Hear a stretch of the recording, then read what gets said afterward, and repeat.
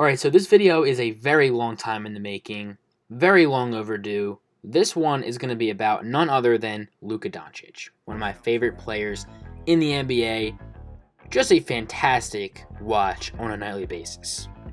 Luka was drafted in 2018 amongst the likes of guys like Trae Young, DeAndre Ayton, and Jaren Jackson Jr. There were a lot of narratives surrounding Luka as he entered the league from Europe. Things like he wouldn't be able to succeed in the NBA due to him being too slow, due to him being not as athletic, due to him just being out of shape.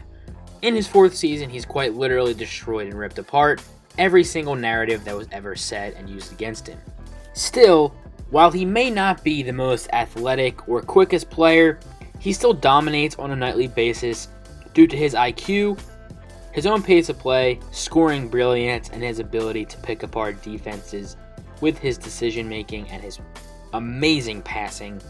His overall basketball IQ is on a level that I'm not really sure many other NBA players ever, let alone currently, have been able to reach or will be able to reach. He's quite literally an offensive genius. There really aren't many players in the league that possess the gifts and just natural ability for the game that Luka has. The game really just comes easy to him at an extremely high level, and he really is someone that you're not going to be able to stop him. He's just ascended to God level and someone that he's just going to do what he wants basically all the time, and anytime he doesn't, it's probably just self-imposed. Obviously, every player has off nights, but for Luka, it's very rare, even rarer than players of his caliber or players on his level. I think this current version of Luka is his floor. I think this current version is the baseline for where he will end up as a player overall. However, I think his ceiling is still extremely high, especially with his potential developments as a defender, which he has shown flashes of this season, and his potential developments as a higher volume and more efficient shooter, especially from three. The only reason I say that is because I notice sometimes Luka tends to shoot himself out of games when his team is down or losing. He tends to take some, I guess you might say, ill-advised shots, and he shoots himself in the foot and takes himself out of the game from a shooting perspective. However, the good thing and great thing about Luka is that he doesn't even necessarily need to be on as a shooter that night or as a scorer that night. He can still dominate the game as a passer. As I alluded to in the beginning, he has just about every offensive tool that you would want from a franchise point guard and franchise player. At 6'7", he truly is a mismatch for every single player on the floor.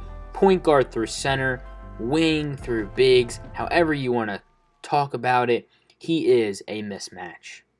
He can post up smaller guards and just straight up blow by smaller guards and smaller players, sometimes even bigs depending on if they decide to guard him on the perimeter like we're seeing in a few of these clips. Most teams just defend him with their best wing defender due to his height and size, and like I said, even the bigger guards have a tough time staying with him because he can just blow by them or use a variety of dribble moves to break them down and drive for a score or find an open teammate. And I do want to give credit to the Dallas Mavericks. I think a lot of Luka's individual success has been in decent part, I would say, due to how the Mavericks have done building around him. Mostly this season though, as they've had some errors in the past with putting pieces around him to amplify his game and really take that team to the next level.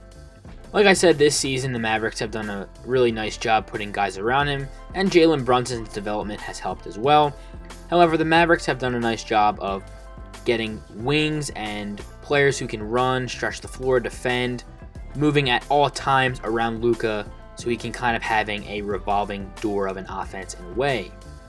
With cutters and shooters moving around at all times, Luka constantly has options as to his attack game, his dribble drive game, finding guys off of screens, finding guys off double teams, finding wide open shooters. And that's been a huge reason as to why the Mavericks have had one of the best offenses in the league this season.